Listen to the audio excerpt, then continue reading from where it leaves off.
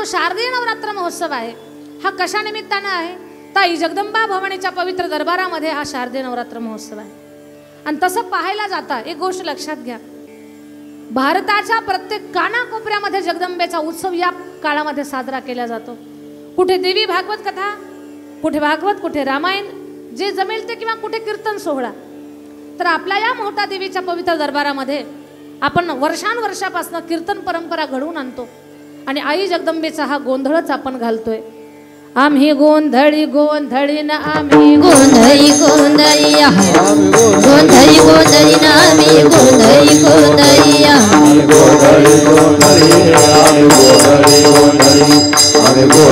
गोंधळी गोविंद गोपालाचे मेरी गोविंद गोपालाचे गोविंद गोपालाचे मेरी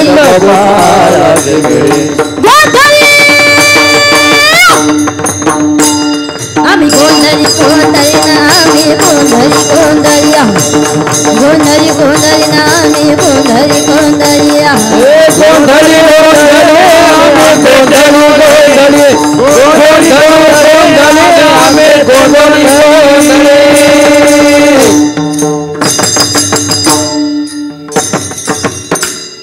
आमचा घालावा गोंधळ वासुदेव हरिनाम संबळ गोंधळी गोंधळी गोंधळी आम्ही गोंधळी गोंधळी ना आम्ही गोंधळी गोंधळी गोंधळी गोंधळी ना आम्ही गोंधळी गोंधळी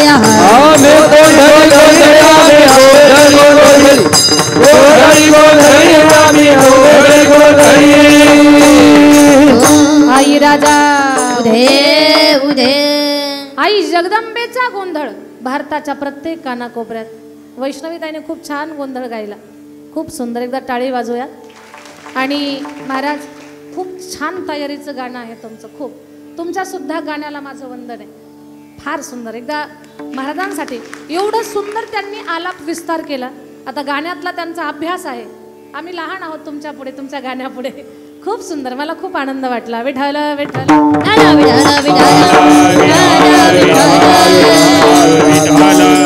ऐका, भारताच्या प्रत्येक कानाकोपऱ्यामध्ये जगदंबेचा गोंधळ चालतो. वर्षभरामध्ये साधू संत सांगतात 3 नवरात्र येतात वर्षभरामध्ये. चैत्र शुद्ध प्रतिपदा ते चैत्र शुद्ध नवमी हा पहिला नवरात्र. या नवरात्रानंतर येते चैत्री पौर्णिमा. हनुमानजी आहेत ना आपल्या समोर, यांचा जन्म त्या दिवशी झालेला. तर चैत्री पौर्णिमा येते पहिला नवरात्र.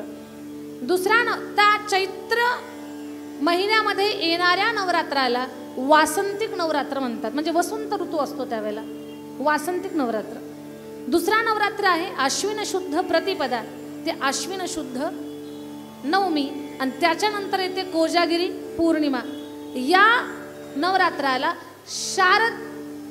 शारदीय नवरात्र म्हणतात. का तर शरद महिना, शरद पौर्णिमा, तिलाच कोजागिरी पौर्णिमा म्हणतात. नंतर मार्गशीर्ष प्रतिपदेपासून तिसरा नवरात्र, मार्गशीर्ष प्रतिपदा ते मार्गशीर्ष नवमी. त्याच्यानंतर येते दत्त जयंती, दत्त पौर्णिमा. आणि बोलणं ऐका, या मार्गशीर्ष महिन्यातल्या त्या काळामध्ये चंपाषष्ठी, त्याला सट म्हणतो आपण, सट ग्रामीण भागात. तर सटीचा उत्सव येतो, चंपाषष्ठीचा काळ येतो. तर त्या नवरात्राला शाकंभरी नवरात्र म्हणतात. हे नवरात्राचे 3 प्रकार आहेत साधू संतांनी सांगितलेले. तसं ग्रंथामध्ये 4 नवरात्र सांगितलेले आहेत, पण साधू संतांनी जे सांगितलेले आहे त्याला मान्यता देऊन चालण्याची आपली पद्धत आहे. तर त्याच्यामध्ये हा आश्विन मधला शारदीय नवरात्र महोत्सव हा भारताच्या कानाकोपऱ्यात साजरा करतात. आजचा दिवस अष्टमीचा फार मोलाचा आणि फार महत्त्वाचा. आज होम हवन मंत्र उच्चार, आज दुर्गा सप्तशतीचा पाठ, जे जमेल ते दुर्गाष्टक हे सगळं गावं, आई भगवतीची स्तुती करावी, उपवास पारणं करावं. आणि उद्या उपवास विसर्जनाचे दिवस आहे किंवा ती वेळ आहे. अशा पद्धतीनं हा शारदीय नवरात्र महोत्सव पूर्ण भारत देशामध्ये साजरा करण्याची पद्धत आहे. आई जगदंबा आपल्या सगळ्यांच्या सोबत आहे. ती आपल्या श्वासामध्ये भरलेली, ती कानात बसलेली आहे, ती डोळ्यांची शक्ती आहे, ती वाणीची शक्ती आहे, ती हातापायामध्ये आहे. आपल्या प्रत्येक इंद्रियामध्ये शक्ती बसलेली. शक्ती म्हणजे कोण? ती जगदंबा. ती जगदंबा आपल्या पूर्ण शरीरामध्ये आहे, म्हणूनच आपण सगळी कामं करू शकतोय. मला सांगा, ज्या दिवशी आपल्यातली शक्ती निघून जाईल त्यावेळेला आपली जागा माणसात असेल का? साधा पॅरालिसिस मारू द्या, तो एका रूम मध्ये टाकून देतात. पॅरालिसिस पूर्ण कंप्लीट शक्ती गेलेली नाहीये, पण हातापायांचं चलन वलन बोलणं बंद पडलं, काय अवस्था होते माणसाची.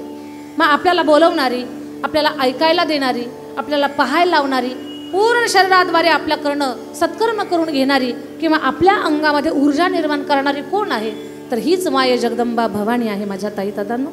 फक्त तिची शक्ती जाणून घ्या. ती प्रत्येकामध्ये संचारलेली आहे. आमच्या महिला माता वर्गामध्ये तर ती विशेष आहे. जेव्हा स्त्री शक्ती स्वतःला ओळखते तेव्हा तिचं एक वेगळं रूप समाजासमोर येतं. माझं बोलणं सोपं करून सांगते मी तुम्हाला. जेव्हा स्त्री शक्ती हातामध्ये पुस्तक घेते ना, तेव्हा तीच तर शारदा असते. आमच्या महिला जेव्हा हातात पुस्तक घेतात तेव्हा त्याच तर शारदा असतात, त्याच तर सरस्वती असतात. जेव्हा आमच्या महिला घरातल्या लोकांना सुंदर पक्वान्न करून खाऊ घालतात तेव्हा त्या घरची अन्नपूर्णा तुम्हीच तर असतात. घरातलं जर कोणी आजारी पडलं तर रात्रभर मिठाच्या पट्ट्या कपाळावर लावताना त्या घरची रेणुका तुम्हीच असतात. आपला मोठा देवीचं रूप म्हणजे हे रेणुकेचं रूप आहे. रेणुका कुणाला म्हणतात? जी रोगराई घालवते तिचं नाव रेणुका आहे.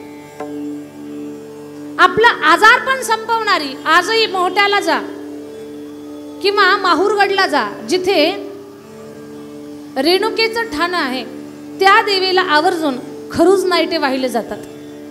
का? तर ती रोगराई चट्टेफट्टे घालवणारी आहे. विठ्ठल विठ्ठल विठ्ठल विठ्ठल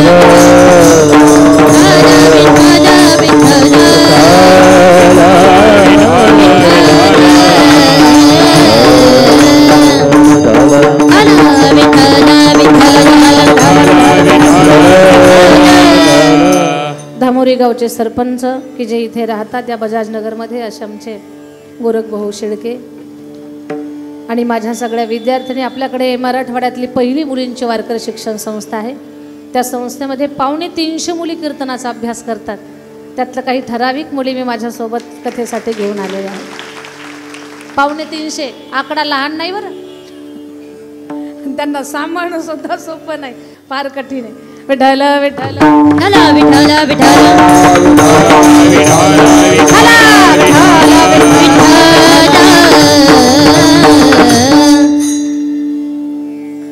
घरातल्या लोकांच्या आजाराची काळजी घेताना त्या घरातली रेणुका तुम्हीच असता.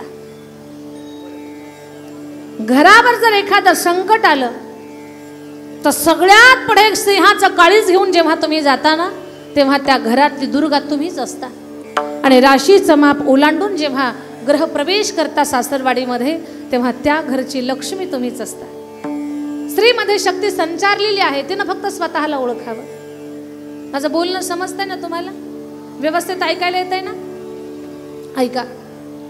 एका स्त्री शक्तीनं स्वतःला ओळखलं तर 350 वर्षापूर्वी या महाराष्ट्रावर जे गुलामगिरीचं सावट होतं ना, त्या गुलामगिरीच्या सावटाला संपवणारा पुत्र त्या मातेनं या मातीला दिला. त्या मातेचं नाव आहे राष्ट्रमाता मासाहेब जिजाऊ. की त्या जिजाऊच्या नातवाचं नाव या शहराला आहे छत्रपती संभाजीनगर.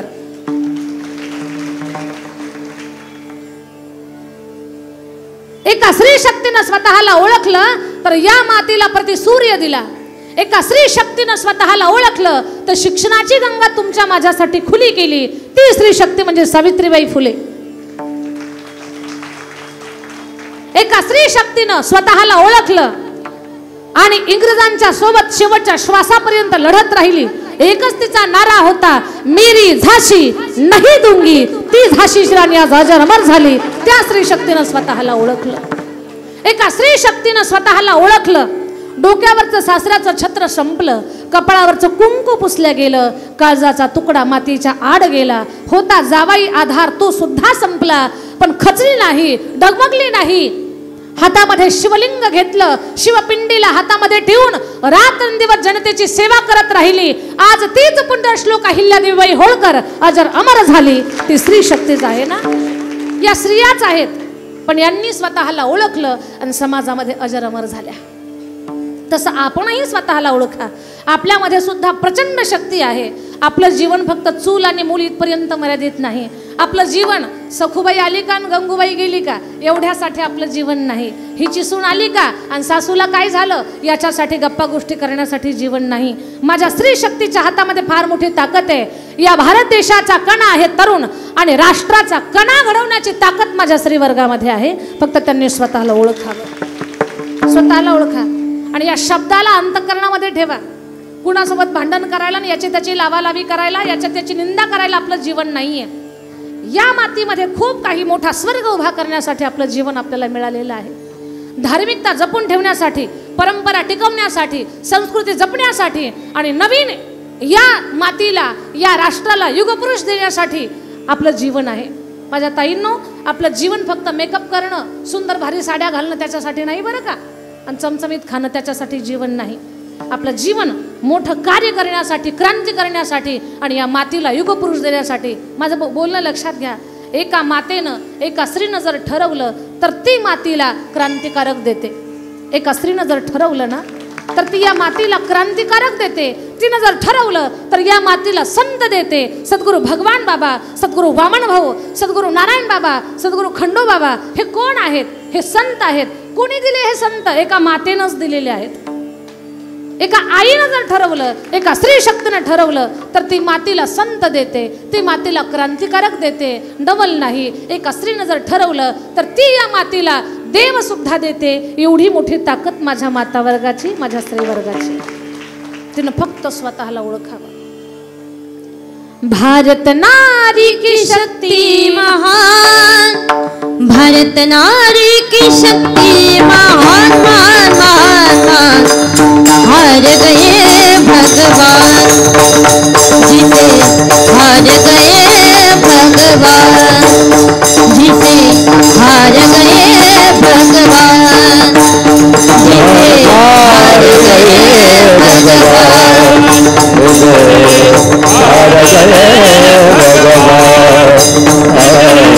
हार गए ब्रह्मा हारे विष्णु हारे, ब्रह्मा हारे विष्णु हारे, भोले बाबा हारे, भोले बाबा हारे।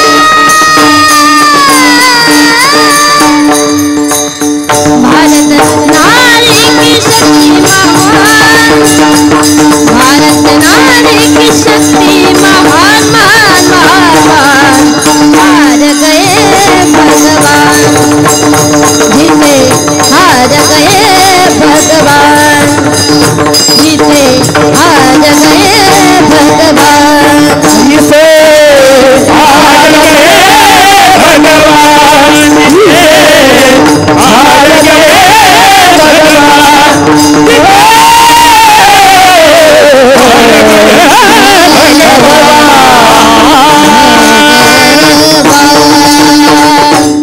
माझ्या स्त्री शक्तीची ताकद फार मोठी. भारत नारी की शक्ती महान, हार गए भगवान. माझं बोलणं समजून घ्या माझ्या ताई दादांनो. या स्त्री शक्तीचा गौरव वर्षभरातून या नवरात्रामध्ये विशेषत्वानं करतात. मग ती मातृशक्ती लक्षात घ्या. या विश्वभरातली प्रत्येक स्त्री ही मा भगवतीचं रूप आहे. स्त्री ही क्षणाची पत्नी आहे पण अनंत कालाची माता आहे. स्त्री ही क्षणाची पत्नी आहे पण अनंत कालाची माता आहे. ती आपली, तिचं सामर्थ्य, तिचं महिमान खूप मोठं आहे, खूप मोठं आहे. पण अशा या मातृशक्तीला आता लक्षात घ्या ना. नेहमीच एक गोष्ट मी सांगते, निर्मिती करणं हे ब्रह्मदेवाचं काम आहे. सृजन करणं, निर्मिती करणं ब्रह्मदेवाचं काम, पालन पोषण करणं श्री विष्णूचं काम, संहार करणं शंकराचं काम. या तिन्ही देवाकडे तीन स्वतंत्र काम आहेत. एकच तिन्ही कामं एकाच देवाला नाहीत. प्रत्येकाचं स्वतंत्र डिपार्टमेंट आहे, प्रत्येकाला सेपरेट काम आहे.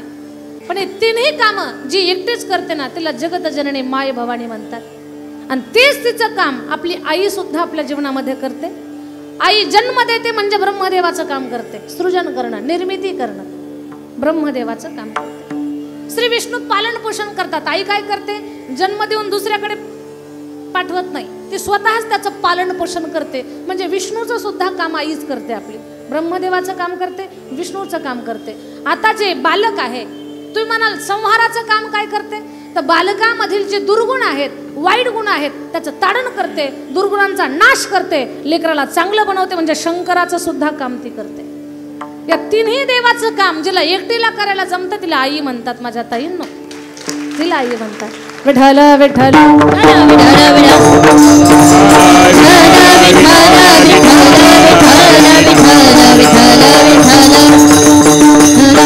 पुनरपी मरणम पुनरपी जनने जठरे शयनम. हा जो जन्म मरण रूपी संसार आहे, या संसाराचं व्यसन, दोन्ही संसाराचं व्यसन, व्यसन म्हणजे गुंतणं, व्यसन म्हणजे काय, गुंतणं. लक्षात घ्या, तंबाखूचं जर आपल्याला व्यसन असेल तर ती तंबाखू आपल्याला सुटते का सहजासहजी?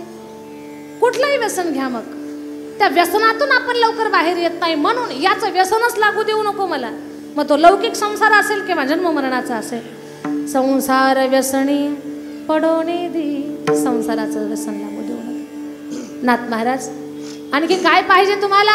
अभंगाचं दुसरं नामस्मरण धर संत समागम, नामस्मरण झालो संत समागम, नामस्मरण झालो संत समागम, नामस्मरण झालो संत समागम,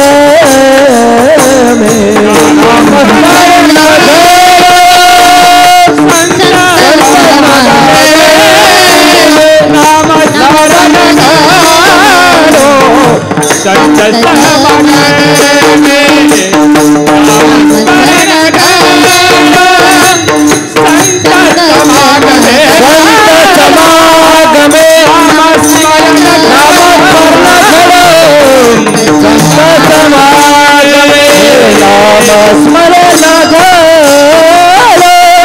संत समागम, नामस्मरण झालो संत समागम, नामस्मरण झालो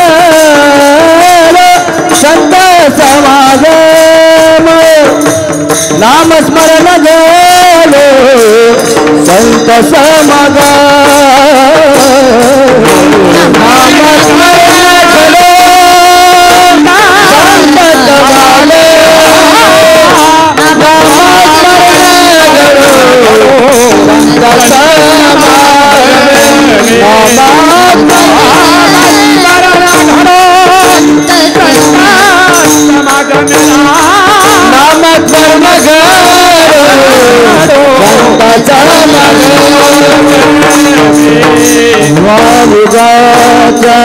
भ्रम नका देवा, वामुजात भ्रम नको देवा,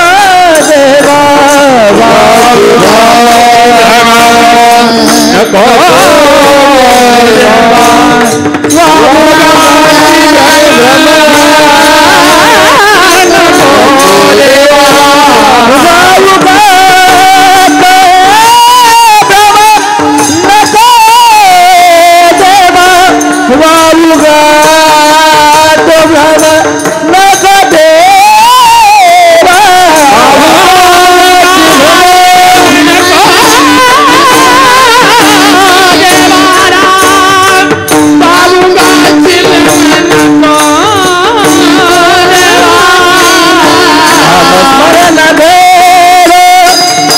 संत समागम, नामस्मरण झालो संत समागम, नामस्मरण झालो संत समागम, नामस्मरण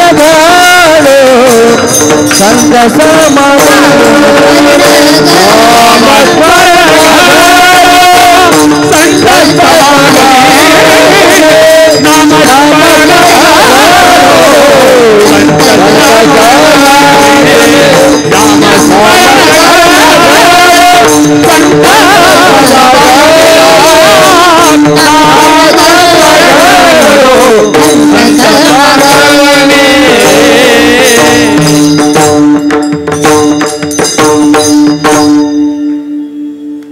खूप छान. नामस्मरण घडो संत समागम, वावुगाची भ्रम नको देवा. नाथ महाराज म्हणतात, देवा माझ्याकडनं नामस्मरण घडू दे, संतांचा संग दे. माझं बोलणं कान देऊन ऐका. नामस्मरणाचं खूप मोठं महिमाने माझ्या ताईंनो बोलणं माझं कान देऊन ऐका.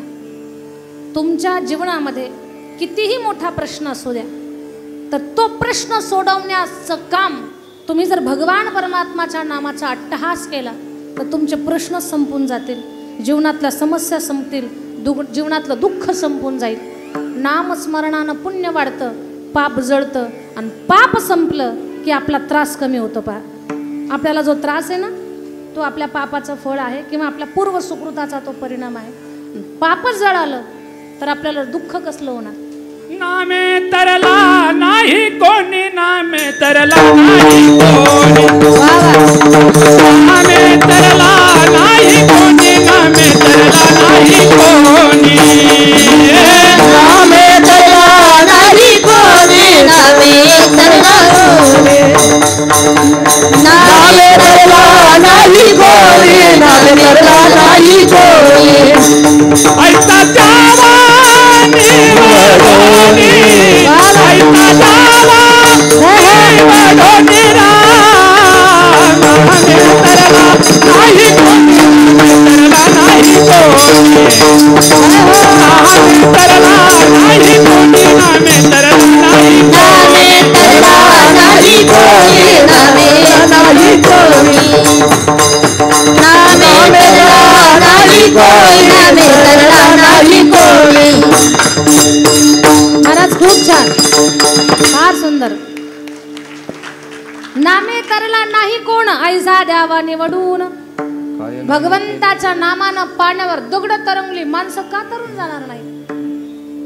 रामरायानं लंकेला जायचंय, समुद्राच्या काठावर उभे आहेत. समुद्रदेवानं सांगितलं, राम भगवान तुमच्यामध्ये नल निशाच्या पिलानं सारा सेतूच गिळून घेतला. दुसऱ्या दिवशी पाहिलं तो काहीच नाही. हनुमानजी म्हटले, हे जे बजरंगबली आहेत ना, हे फार भारी आहेत, हे खूप छान आहेत हे बजरंगबली.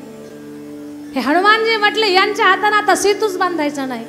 वानरांनो तुम्ही पर्वत आणा, मी त्याच्यावर राम नाम टाकतो, ते राम नाम दगडाला पाण्यावर तारल. बाकीचे वानर झाडो पर्वत घेऊन यायचे आणि हनुमानजी नाव टाकायचे, राम डालो, राम डालो. पाहता पाहता सेतू तयार झाला. रामराया चकित झाले, अरे म्हणजे पाण्यावर दगड कशी तरंगली.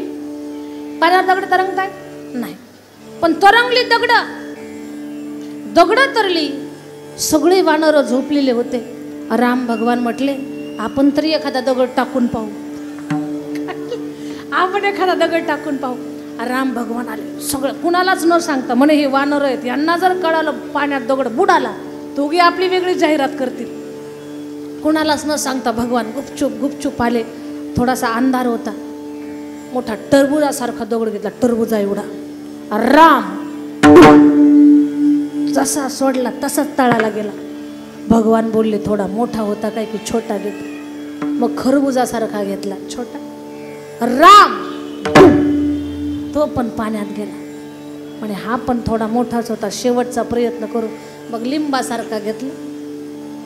राम भगवान म्हटलं, तर चौथा सोडायच्या भानगडीत पडायचं नाही. भगवान मागे वळाले. तेवढ्यात हनुमानजी, जय श्रीराम, मागे उभे हनुमानजी. हा भगवंताला वाटलं शेवटच्या यष्टीनं आला असेल. भगवान बोलले, हनुमंता कधी आलात. हनुमानजी म्हटले, टरबुजासारखा सोडला तेव्हाच इथं होतो. टरबुजासारखा सोडला ना पाण्यात राम म्हणून, तेव्हाच इथं होतो. आता भगवान बोलले, हनुमंतानं सारंच पाहिलं, लपवायचं काही कारणच नाही. आता भगवान बोलले, हनुमंतराया आता तुम्ही सारंच पाहिलंय, म्हणजे तुमच्यापासून काही लपाछपी करून उपयोग नाही. हनुमंता, माझा टरबुजासारखा, खरबुजासारखा, लिंबासारखा दगड पाण्यात बुडाला, तुम्ही मोठी मोठी पर्वत टाकताय, तरी पाण्यावर तरंगताय, काय कारण आहे? देवा, आम्ही जेव्हा पाण्यावर दगड सोडतो ना, तेव्हा त्या दगडाला तुमच्या नामाचा आधार असतो. आणि देवा, तुझ्या नामाचा आधार घेऊन ही दगड तरताय. अरे तू ज्याला पाण्यावर सोडतोस त्याला कोण तारणार आहे? म्हणून तुझ्या नामाचा महिमा, तुझ्या नामाचा महिमा, तुझ्याकडे मेरा जावा, तुझ्याकडे मेरा जावा, तुका म्हणे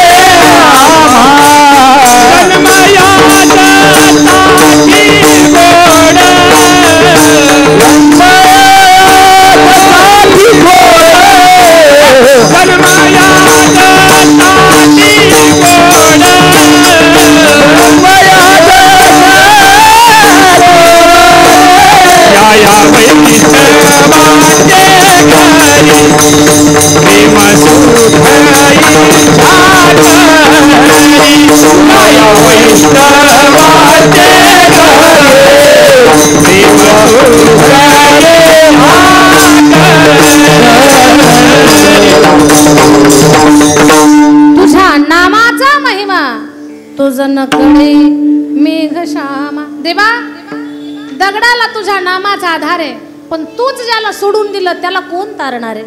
ते बुडल भगवान. तू ज्याला सोडून दिलं त्याला कोण तारणार आहे? माझ्या ताई दादांनो, भगवंताच्या नामाची लीला महिमा अगाध आहे. त्याच्या नावानं दगड तरली. आपण माणसं आहोत, आपण भवसागर का पार करणार नाही? काल परवा कालच मला वाटतं आम्ही आपल्या कथेमध्ये कलियुगातले महान संत प्रेमानंद महाराजांची क्लिप तिथे स्क्रीनवरती दाखवली. आपल्यापैकी बऱ्यापैकी लोक वृंदावनातले महान संत प्रेमानंद महाराजांना काही लोक फॉलो करत असतील, आपल्यातली त्यांचे व्हिडिओ पाहत असतील. तर सांगते मी तुम्हाला नामाचा महिमा. प्रेमानंद बाबा फक्त नामाचा अट्टहास करतात आणि या कलियुगामध्ये माणसाला तारण्यासाठी फक्त भगवंताचं नाम आहे, दुसरं काही नाही. बरं, दुसरं कोणतंच औषध नाही आपल्याला तारणार त्याचं नाव. प्रेमानंद महाराज नावाचे फार मोठे महात्मे वृंदावनात, साऱ्या जगाचं, साऱ्या देशाचं लक्ष त्यांच्याकडे. सगळे मोठे मोठे लोक, टीव्ही स्टार, फिल्म स्टार, सगळे लोक त्यांच्याकडे येतात. आता विराट कोहली मागच्या काही दिवसामध्ये येऊन गेले. सगळे मोठे लोक त्यांच्याकडे येऊन गेलेले आहेत, पण त्यांना कुणीच, ते कुणालाच ओळखत नाहीत. त्यांना फक्त एकच ओळख आहे, राधा राधा राधा राधा, दुसरं काहीच नाही. त्या महात्म्याला 17 वर्षापासून दोन्ही किडण्या नाहीत. 17 महिने नाही, 17 दिवस नाही, 17 वर्ष. 17 वर्षापासून दोन्ही पण किडण्या नाहीत. दोन्ही किडण्या नसलेला माणूस 17 वर्षापासून जिवंत कसा? ते सांगतात, माझी एक किडनी राधा आहे आणि दुसरी किडनी कृष्ण आहे. फक्त नामस्मरण करतात, फक्त नामस्मरण करतात. आणि चेहऱ्यावरचं तेज थोडं सुद्धा कमी नाही. आपल्याला काटा टोचला तर सहन होत नाही. आपला चेहरा लगेच सुकून जातो. आपलं तोंड असं होतं जणू काय घड्याळाचे सगळे काटे एका जागेवर आले. घड्याळाचे सगळे काटे जेव्हा एका जागेवर येतात आणि घड्याळ काट्यांचं टोक वरच्या दिशेला असतं, तेव्हा घड्याळात किती वाजतात? बाबा बरोबर आहे का? 12 वाजल्यासारखं आपलं तोंड होतं. कुणी बोलू द्या, टाकून बोलू द्या, काटा टोचू द्या, मनासारखं नाही होऊ द्या.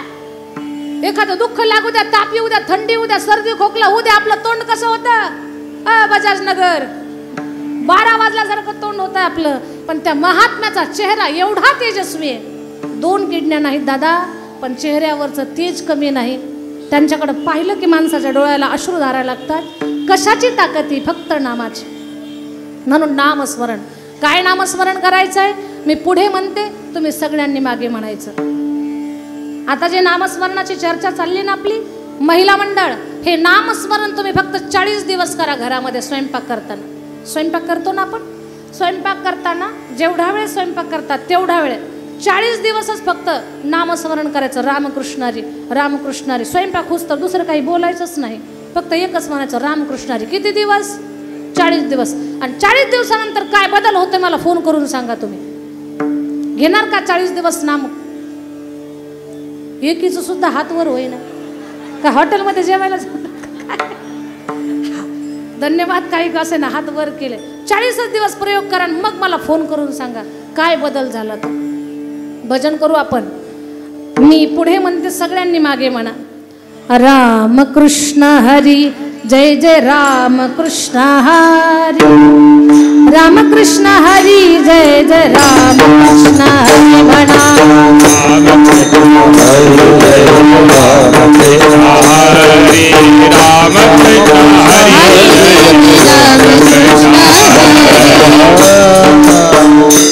असं नकोय, मला फक्त खाली बसलेल्या लोकांचा आवाज ऐकायचा. सगळे टाळकरी वादक शांत राहतील, फक्त बसलेल्या लोकांनी भजन म्हणायचं. तुमच्याकडनं भजन झालंच पाहिजे, कारण आज पूर्णाहुतीचा दिवस, उद्या काल आहे. या पूर्ण नाम सप्ताहाचा सार म्हणजे भगवंताचं नामस्मरण आहे.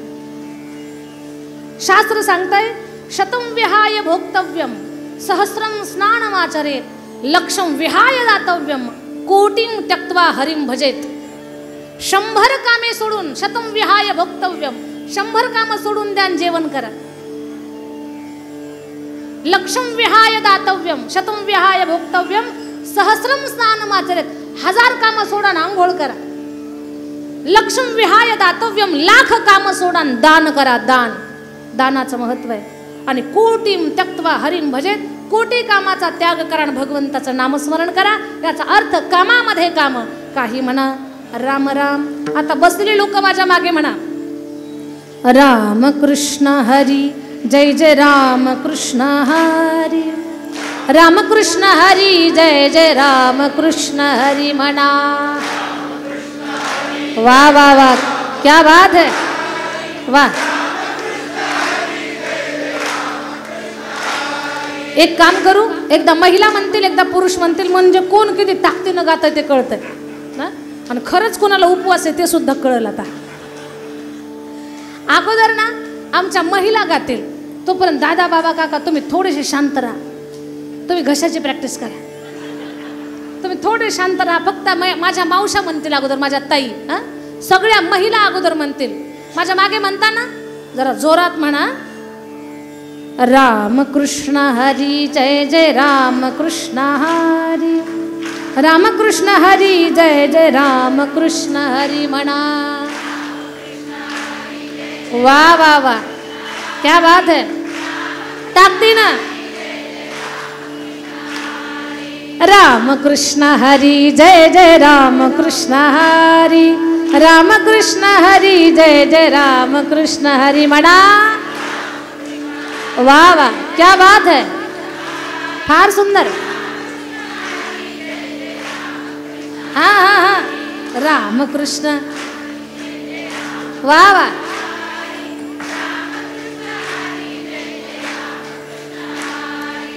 आता थांबा, आता यांची बारी. तुम्ही म्हणा नका, तुम्ही थोड्या शांत राहा.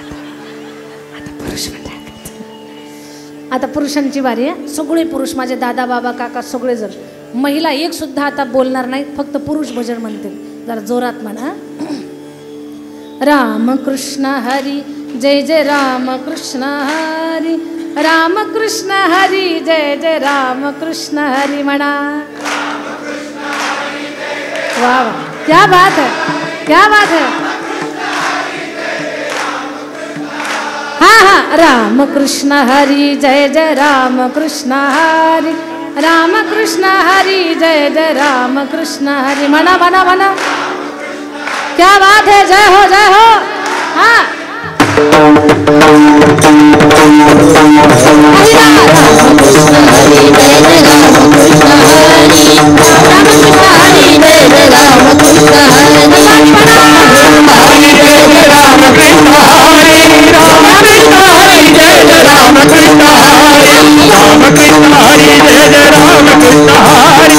राम कृष्ण हरी जय जय राम कृष्ण हरी. राम कृष्ण हरी जय जय राम कृष्ण हरी. राम कृष्ण हरी जय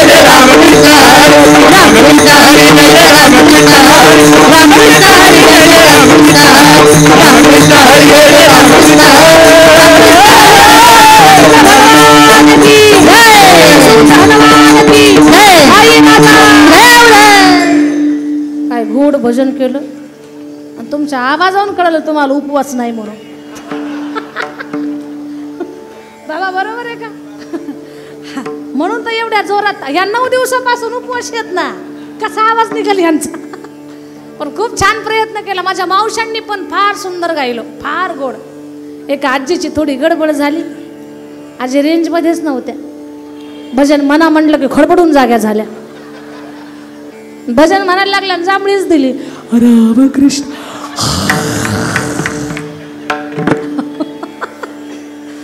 चला काही का असेना गोड भजन गाण्याचा प्रयत्न केला. तुम्ही सुद्धा फार छान गायलं. आपल्या सगळ्यांचा धन्यवाद. हा अट्टहास आहे संतांचा. देवा नाम स्मरण घडो संत समागम. आपल्या जीवनामध्ये आपल्याला धन मिळालं नाही तरी चालेल, अंगाला पाहिजे तसा कपडा नाही भेटला तरी चालेल, आपल्याला चमचमीत खायला नाही मिळालं तरी चालेल, एखादं पद नाही मिळालं तरी चालेल, समाजात मान नाही भेटला तरी चालेल, राहायला छत भारीतलं नाही भेटलं तरी चालेल, पण आपल्या जीवनाला संताची संगती मिळावी. त्यात आपल्या जीवनाचा सार आणि धन्यता. संताची संगती मिळावी. संतांचा संग तोची स्वर्गवास. नरकतो उदास संतांचा संग तो स्वर्गवास आहे. मला सांगा, स्वर्गाचे सुख आहे ते आपल्या बंगल्यात आहे का? 1 लाखाच्या 10 लाखाच्या बंगल्यात नाही. स्वर्गाचं सुख संताच्या संगतीमध्ये. संत समागम वाऊगाचे भ्रम नको देवा, पायी तीर्थयात्रा मुखे रामनाम हाची माझा नेम सिद्धिनी, अनेक मागणे नाही नाही देवा, एका जनार्दने सेवा दृढ देई, देवा अखंड तुझी सेवा मला घडू दे. असं नाथ महाराज देवाकडे मागणं मागतायत. वेळ झाली आपली, 10:30 वाजले. त्याच्यामुळे आता मी इथेच थांबते. सगळ्या भाविकांना एक गोड गोष्ट सांगायची मला. काय? माझ्याकडे मराठवाड्यातली पहिली मुलींची वारकरी शिक्षण संस्था आहे. आमचे शेळके भाऊ असतील, आमचे हरिराम बाबा बडे असतील, आमचे दीपक भाऊ असतील, ही सगळी मंडळी कथा देण्याच्या निमित्तानं, कथेचा संकल्प सोडण्याच्या निमित्तानं चकलंबा या गावी आली. माझ्या गावातली माणसंसुद्धा समोर बसलेली आहेत. तर चकलंबा या गावी 1100 वर्षापूर्वीचं जुनं देवस्थान सद्गुरू कल्याण स्वामी महाराजांचं संस्थान आहे. कल्याण स्वामी महाराजांची संजीवन समाधी आहे. जी लोक मला यूट्यूबला फॉलो करतात त्या लोकांना माझ्याबद्दल खूप माहिती आहे. माझी डॉक्युमेंटरीसुद्धा त्या लोकांनी यूट्यूबला कदाचित पाहिली असेल. रोजच्या कीर्तनात मी लोकांना सांगते की आम्ही कल्याण स्वामी संस्थांचा जीर्णोद्धार करत आहोत, हे मी सांगते. पण आमच्या शेळके भाऊंनी आणि दीपक भैयांनी डोळ्यांनी पाहिलं की तिथे आमची किती प्रयत्नांची पराकाष्ठा चालू आहे. माझ्याकडे मराठवाड्यातली पहिली मुलींची वारकरी शिक्षण संस्था आहे. एका मुलीपासून मी संस्था चालू केली 16 वर्षापासून. आज त्या संस्थेमध्ये 250 ते 300 मुली वारकरी अभ्यास करतात. मुली कीर्तन करतात, मुली कथा करतात. याच्यातले 2-4 लेकरं कथाकार आहेत, त्याच्यातले बरेच कीर्तनकार आहेत. वैष्णवीताई करंडे आता लग्न झालंय, त्यांचं आडनाव जपकर आहे. माझ्या वैष्णवीताईचं आत्ताच लग्न झालं, अजून महिनासुद्धा नाही झाला. हे लेकरू माझ्याकडे शिकलंय, स्वतःच्या पायावर उभं राहिलंय. आणि हे लेकरू 5 वर्ष संस्थेमध्ये अभ्यास केला, गुरुनिष्ठेनं राहिलंय. एकदाही माझ्या शब्दाच्या पलीकडे न गेलेलं हे लेकरू आज महाराष्ट्रात या लेकराचं नाव आहे वैष्णवीताई करंडे नावाचं एक वलय महाराष्ट्राच्या संप्रदायात तयार झालंय. अशा कितीतरी मुली माझ्या संस्थेतल्या तयार होऊन संप्रदायाची सेवा करतात. खूप मुली माझ्याकडे अभ्यास करतायत. घरामध्ये 2 पोरी सांभाळायच्या अवघड असतात. 250 पोरींना कसं डोकं लावत असेल मी विचार करा. आपल्या संभाजीनगरच्या सुद्धा भरपूर मुली माझ्याकडे अभ्यासासाठी आहेत. समोर एका मुलीची आई माझ्या समोर आहेत. रेणुका नाव आहे त्या मुलीचं, तिच्या आई समोर आहेत. इथे ही मुलगी आहे जंगम नावाची, ती सुद्धा संभाजीनगरमधली आहे. अशा बऱ्याच मुली संभाजीनगरमधल्या. किती मुली आहेत बाळा आपल्याकडे? एकट्या संभाजीनगरमधल्या?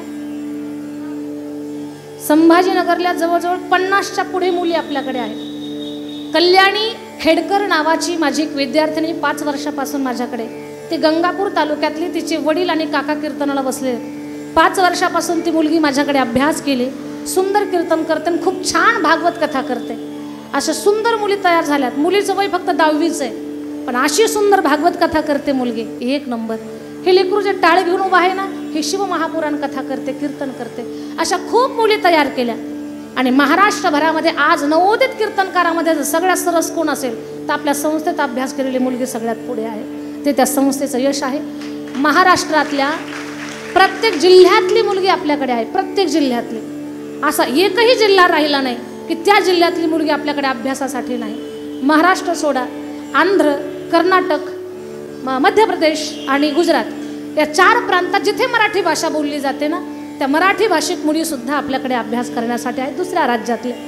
अशी मुलींना घडवणारी महाराष्ट्रातली सगळ्यात मोठी मुलींची वारकरी शिक्षण संस्था घडवण्याचं सद्भाग्य मला प्राप्त झालं. फक्त माझी विनंती आहे, ती जी संस्था आहे ना ती लोकांच्या मदतीवर चालू आहे.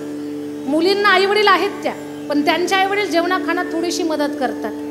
त्यांनी जी मदत करतात त्यात सगळी व्यवस्था होत नाही, पण लोक मला जी मदत करतायत त्या मदतीतून संस्था डेव्हलपमेंट, मुलींची व्यवस्था, मुलींना शिक्षणाची फीस नाही, राहण्याची फीस नाही, अशी त्यांना शिक्षणाची फीस न घेता सगळ्या प्रकारचं आध्यात्मिक शिक्षण देणारी महाराष्ट्रातली एकमेव वारकरी शिक्षण संस्था चालवण्याचं सद्भाग्य मला प्राप्त झालं.